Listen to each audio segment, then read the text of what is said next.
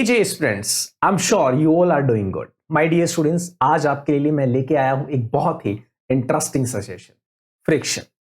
So my dear students, अगर ये session अगर एंजॉय करें आप तो हमें कमेंट सेक्शन में लिखना ना भूलिएगा। अगर इस पीपीटी का पीडीएफ फॉर्मेट आपको चाहिए तो आप टेलीग्राम चैनल पे जाके इसको डाउनलोड कर सकते हैं। टेलीग्राम ग्रुप ज्वाइन करने के लिए वीडियो के डिस्क्रिप्शन में आपको लिंक मिला होगा, वहां पे आप उसको ज्वाइन कर सकते हैं। चलिए ज्यादा वक्त नहीं लेंगे आपका और सेशन को शुरू करते हैं। So my dear students, first of all let's understand the what is the friction. काफी बार सुना होगा, काफी जगह सुना होगा, आज हम इसको विजुअलाइज करेंगे। सो आपने एक बहुत ही खूबसूरत से एनिमेशन की हेल्प से देखा कि ब्लॉक जो है इस नीचे वाले सरफेस से स्लाइड किया जा रहा है। सो फर्स्ट ऑफ ऑल मैं अपनी टीम को थैंक यू कहना चाहूंगा फॉर दिस ब्यूटीफुल एनिमेशन, और जिसकी वजह से हमें बेसिकली समझने में काफी आसानी होने वाली है। सो डियर स्टूडेंट्स, फ्रिक्शन जो होता है ये कॉन्टैक्ट टाइप का फोर्स है। मतलब दो सरफेस जब कॉन्टैक्ट में आएंगे तब फ्रिक्शन फोर्स पिक्चर में आएगा।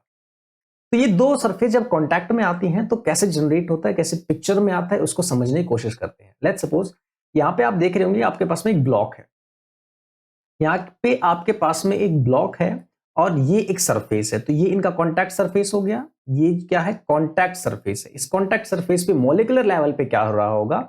इन कॉन्टैक्ट सरफेसेस पे अगर मॉलिक्यूलर लेवल पे देखें तो इरेगुलरिटीज हैं कुछ इस प्रकार से। ये ब्लॉक की इरेगुलरिटीज होगी और ये इरेगुलरिटीज होगी आपकी कॉन्टैक्ट सरफेस की। तो ये इरेगुलरिटीज की वजह से इनके बीच में इंटरलॉकिंग हो जाती है, राइट? इंटरलॉकिंग होने की वजह से एक काइंड ऑफ बॉन्डिंग बन जाती है जिसको कोल्ड वेल्डिंग बोला जाता है। तो दो मेन रीजन है, interlocking and cold welding for the friction.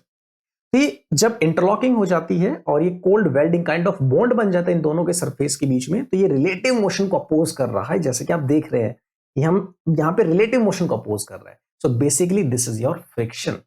So friction is a force related to two surfaces in contact and which opposes the relative motion between them, right? I hope आपको समझ में आ गया। Dear students, यहां पे अगर मैं देखूं तो मेरे दो टाइप के कॉन्टैक्ट फोर्स एग्जिस्ट कर रहे हैं। वो दो टाइप के कौन कौन से फोर्स हैं? एक है आपका नॉर्मल रिएक्शन और एक है आपका friction force. So normal reaction क्या है?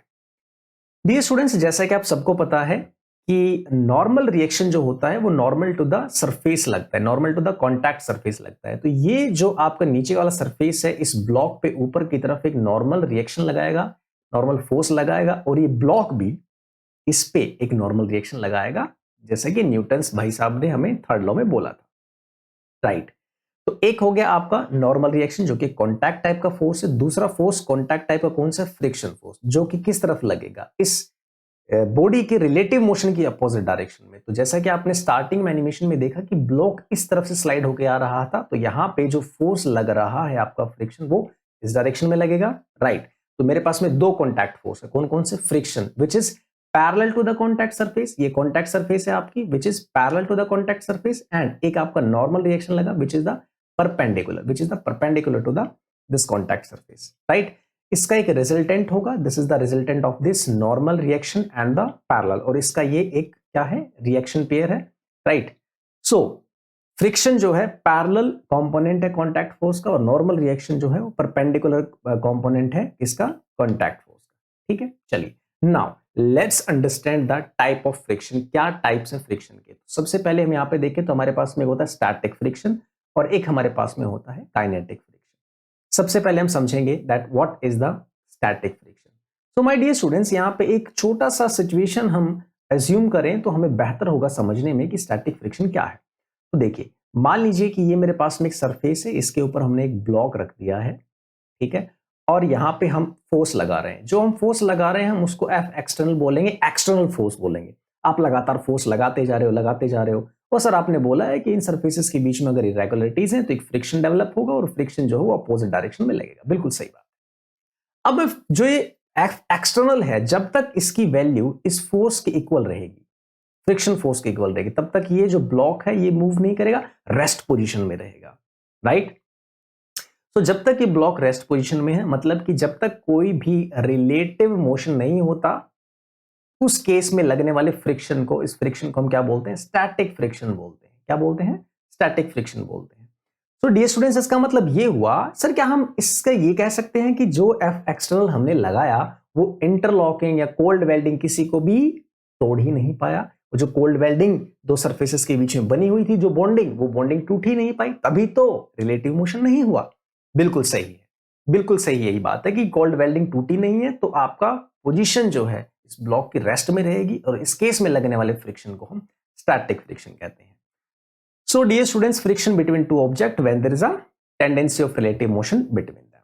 सेकंड पॉइंट, जैसे जैसे मैं एक्सल फोर्स को वैल्यू बढ़ाते जा रहा हूं, वैसे वैसे मुझे अपोजिट डायरेक्शन में मेरा फ्रिक्शन बढ़ता जा रहा है। जैसे कि इनिशियली मैंने अगर 1 न्यूटन लगाया तो मुझे 1 न्यूटन अपोजिट डायरेक्शन में मिला।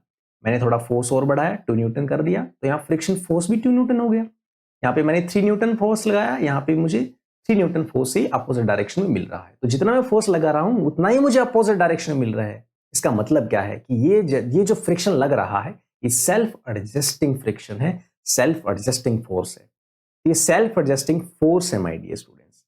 तो सेल्फ एडजस्टिंग जब तक लगता रहेगा तब तक क्या है, आपका ब्लॉक मूव नहीं करेगा, जिसको हम क्या बोल रहे हैं, स्टैटिक फ्रिक्शन बोल रहे हैं। तो स्टैटिक फ्रिक्शन मेरा सेल्फ एडजस्टिंग फोर्स है। आप लगाते जा रहे हैं, लगाते जा रहे हैं, एक लिमिट तो होती है, सबका एक लिमिट होता है, तो फ्रिक्शन का भी एक लिमिट होगा। आप लगाते जा रहे हैं, एक्सल फोर्स लगाते जा रहे हैं, अब कोल्ड वेल्डिंग टूटना स्टार्ट हो गई है माय डियर। जब टूटना स्टार्ट होती है तो ब्लॉक स्लाइड करना, जस्ट स्लाइड करना शुरुआत करेगा, यस और नो। तो जब ये स्लाइड कर रहा, जब ये कोल्ड वेल्डिंग टूट रही है, तो यहां पे मैक्सिमम फ्रिक्शन फोर्स लग रहा है। उसी को हम क्या बोलते हैं, लिमिटिंग फ्रिक्शन की। भैया इसकी लिमिट आ गई है, अब ये भाई सब टूटने वाला है ना, और हमारे हौसले और मजबूत हो जाएंगे कि अब हम इस कोल्ड वेल्डिंग को तोड़ देंगे और ब्लॉक को मूव करवा देंगे। My dear students, limiting friction is the maximum possible value of the friction between two surfaces before slides beginning. मतलब स्लाइड जो है वो मूव नहीं कर रहा, मतलब स्लाइडिंग जो है वो शुरू नहीं हुई है माय डियर। चलिए, इसकी वैल्यू क्या है, तो इस फ्रिक्शन, लिमिटिंग फ्रिक्शन की वैल्यू है mu into N. Mu is the coefficient of friction and N is the normal reaction. ठीक है, this is the normal reaction. Okay, so I hope आपको इतना समझ में आ गया होगा। चलिए, now let's understand the kinetic friction. So my dear students, आप एक्शन फोर्स लगा रहे हैं। अब जो कोल्ड वेल्डिंग है ये टूटने वाली है, राइट? कोल्ड वेल्डिंग टूटने वाली है। तो ये कोल्ड वेल्डिंग थी इसके अंदर, राइट? ये कोल्ड वेल्डिंग थी। अब ये कुछ इस प्रकार से हो गई है। अब यहां पे क्या हो गया है, कोल्ड वेल्डिंग इसकी टूट गई है। अब यहां पे जो लगने वाला जो फोर्स है, यहां पे अब इस मोशन को अपोज करने वाला फोर्स को हम क्या बोलेंगे, काइनेटिक फ्रिक्शन। तो काइनेटिक फ्रिक्शन वो फ्रिक्शन की वैल्यू है जब कब लगती है, जब आपका जो ऑब्जेक्ट है या जिस पे फोर्स लगा रहे हो मूव करना स्टार्ट करे, या हम ये कहें कि रिलेटिव मोशन है उन दोनों के बीच में, जिसकी वैल्यू क्या रहेगी, म्यू के इंटू एन, राइट? तो जनरली जेई में भी हम जो आपका म्यू, स्टैटिक फ्रिक्शन का म्यू है या काइनेटिक का म्यू है, इसको जनरली हम म्यू ही ले लेते हैं। और ये क्वेश्चन के अंदर भी एक लगभग आपको म्यू ही दिया होता है, सेपरेट नहीं होता, बट ये डिफरेंट डिफरेंट वैल्यूज हैं। म्यू एस एक अलग चीज है, म्यू की अलग है। ये स्टैटिक फ्रिक्शन में कोएफिशिएंट ऑफ फ्रिक्शन है और ये काइनेटिक फ्रिक्शन में कोएफिशिएंट ऑफ फ्रिक्शन है, राइट? अब हम समझते हैं नेचर ऑफ फ्रिक्शन को। What is the nature of friction? चलिए, नाउ डियर स्टूडेंट्स, ये एक एनिमेशन से हम इसको बहुत ही पावरफुल तरीके से इमेजिन करने वाले हैं और हमें बहुत बेहतरीन तरीके से समझ में आने वाला है, ठीक है? चलिए, समझ में आए? और अगर कोई डाउट रह जाए कमेंट सेक्शन में लिखना ना भूलिएगा। देखो अब यहाँ पे ये मैं एक्सल फोर्स लगा रहा हूं इसके ऊपर ब्लॉक पे, और मुझे अपोजिट डायरेक्शन में क्या मिल रहा है, sir friction force opposite direction में मिल रहा है। बिल्कुल सही बात है। एफ एक्शन लगा रहा हूं, बिल्कुल लगा रहा हूं। ये जो अभी मैंने एक्सल फोर्स लगाया है, ये लिमिटिंग फ्रिक्शन फोर्स से कम है। तो जब तक लिमिटिंग फ्रिक्शन फोर्स से कम रहेगा तब तक ये जो कोल्ड वेल्डिंग है, ये जो कोल्ड वेल्डिंग है, इन दोनों के कॉन्टैक्ट सरफेस के बीच में, है ना, इन दोनों के कॉन्टैक्ट सरफेस के बीच में जो कोल्ड वेल्डिंग है माय डियर, वो टूटेगी नहीं। यस और नो? जब तक ये टूटेगी नहीं तब तक ये ऐसे रहेगा, तब तक कोई मोशन नहीं होगा। इसका मतलब क्या है कि बॉडी रेस्ट में रहेगी, आपकी ब्लॉक रेस्ट में रहेगा, क्योंकि आपका एक्सटर्नल फोर्स जो है वो कोल्ड वेल्डिंग को तोड़ ही नहीं पाया है, मतलब लिमिटिंग फ्रिक्शन की वैल्यू से कम है। चलिए, वेरी गुड, ठीक है। तो अब मैं यहां पे ट्राई करता हूं थोड़ा सा और फोर्स इंक्रीज करने की। मैं एक्सटर्नल फोर्स को थोड़ा सा और इंक्रीज करता हूं। अब मैंने जब किया तो ये लिमिटिंग फ्रिक्शन तक मैं पहुंच गया हूं, मतलब अब मैंने कोल्ड वेल्डिंग को तोड़ना स्टार्ट कर दिया है। अब ये जस्ट स्लीपिंग की कंडीशन में आ गया है कि अब ये जस्ट स्लिप करने वाला है, राइट? अब यहां पे अगर मैं 0.001 न्यूटन भी अगर मैं लगा दूंगा तो ये ब्लॉक मूव करना शुरू कर देगा माय डियर स्टूडेंट्स, ठीक है? इस बहुत ही बेहतरीन से एनिमेशन के लिए मैं फिर से अपनी टीम को बहुत ज्यादा थैंक यू कहूंगा, क्योंकि ये बहुत ही हेल्प करता है स्टूडेंट्स को कि उनको चीजें विजुअलाइज हो और काफी बेहतरीन तरीके से समझ में आए। ठीक है, चलिए। सो माय डियर स्टूडेंट्स, अब मेरा एक्सल फोर्स क्या है? अब ये लिमिटिंग फ्रिक्शन से बड़ा है, इसी वजह से कोल्ड वेल्डिंग टूट गई है, अब सिर्फ इंटरलॉकिंग बच गई है, और इस इंटरलॉकिंग की वजह से तो फोर्स लग रहा है अभी फ्रिक्शन, जो कि कौन सा है आपका? Kinetic friction. और ये काइनेटिक फ्रिक्शन लगते लगते और ये ब्लॉक जो है आपका स्लाइड करते हुए आपका यहां तक पहुंच गया है। ठीक है, सो आई होप आपको समझ में आ गया होगा। तो स्टार्टिंग में आपका क्या होता है, एक ग्राफ से भी समझेंगे इन तीनों कंडीशन को कि आपका स्टैटिक फ्रिक्शन कब होता है, फिर लिमिटिंग कब जाता है और फिर काइनेटिक कब जाता है। ठीक है, ग्राफ की हेल्प से भी इसको समझना काफी ज्यादा इंपॉर्टेंट है। चलिए तो फिर ग्राफिकल रिप्रेजेंटेशन देखते हैं इसी बात की।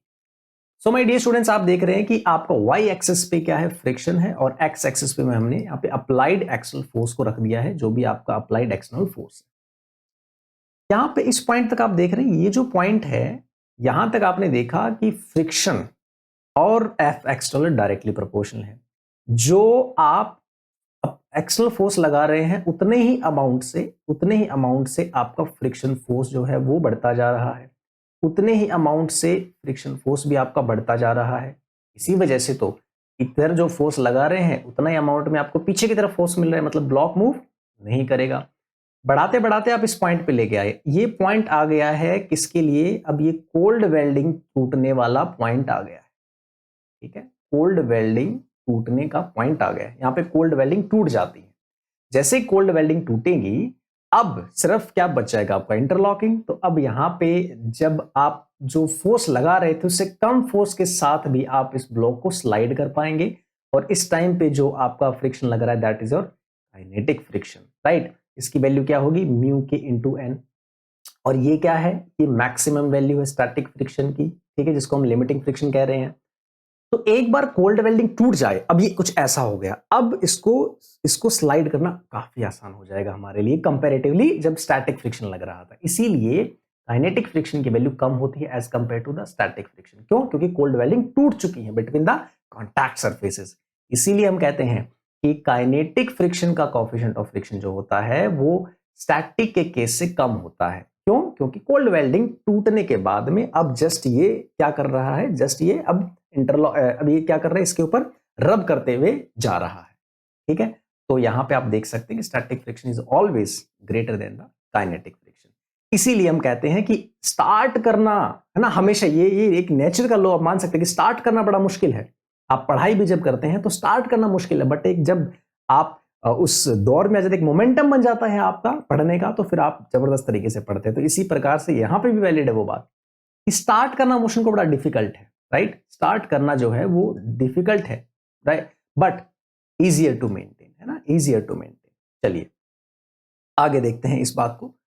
चलिए, सो माय डियर स्टूडेंट्स, यहां पे थोड़ा सा और आगे हम बढ़ते हैं, एंगल ऑफ फ्रिक्शन को देखते हैं। यहां पे दो सवाल बड़े बनते हैं, स्टूडेंट्स को समझ में नहीं आता। एक एंगल ऑफ फ्रिक्शन होता है और एक एंगल ऑफ रिपोज होता है। तो फर्स्ट ऑफ ऑल हम समझने की कोशिश करेंगे एंगल ऑफ फ्रिक्शन को। तो हमारे पास में दो कॉन्टैक्ट टाइप फोर्स थे, क्या था? नॉर्मल रिएक्शन, दूसरा क्या था?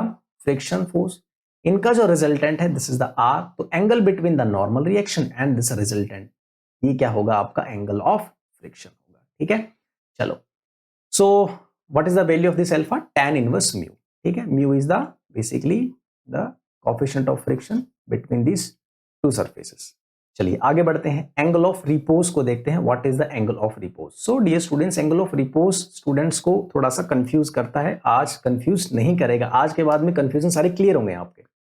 चलिए तो देखिए, मान लीजिए कि आपके पास में ऐसे कुछ आपने एक आपके पास में सरफेस है और आपने कुछ ऐसे रख लिया है ना, और जैसे जैसे आप इस कंडीशन में ये जो पैन है ये मूव नहीं कर रहा है, जैसे जैसे आप इसको ऊपर करते जाएंगे इसकी जो टेंडेंसी है स्लिप होने की बढ़ती जाएगी इस पैन की, राइट। बस इसी इसी थॉट को लेते हुए समझेंगे इस चीज को।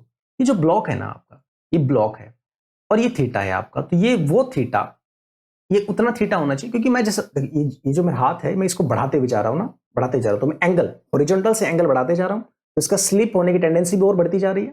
ठीक है, उस एंगल पे जितने में ये स्लाइड करना शुरू, जस्ट स्लाइड करना शुरू कर दे, उसको अपन क्या बोलेंगे? एंगल ऑफ रिपोज बोलेंगे। ठीक है, ये ब्लॉक है, इस थीटा एंगल पे ये block just begins to slide कर दे, उस कंडीशन, उस थीटा को हम एंगल ऑफ रिपोज बोलेंगे। ठीक है, चलिए देखो, तो ये आपका ब्लॉक है, ब्लॉक के नॉर्मल सरफेस पे क्या लग रहा है, कॉन्टैक्ट के नॉर्मल सरफेस पे क्या लग रहा है, नॉर्मल रिएक्शन लग रहा है, और ये क्या आपका वेट mg, राइट। और ये आपको पता है हमेशा towards the centre of the earth लगता है, ऑलवेज एक्ट डाउनवर्ड।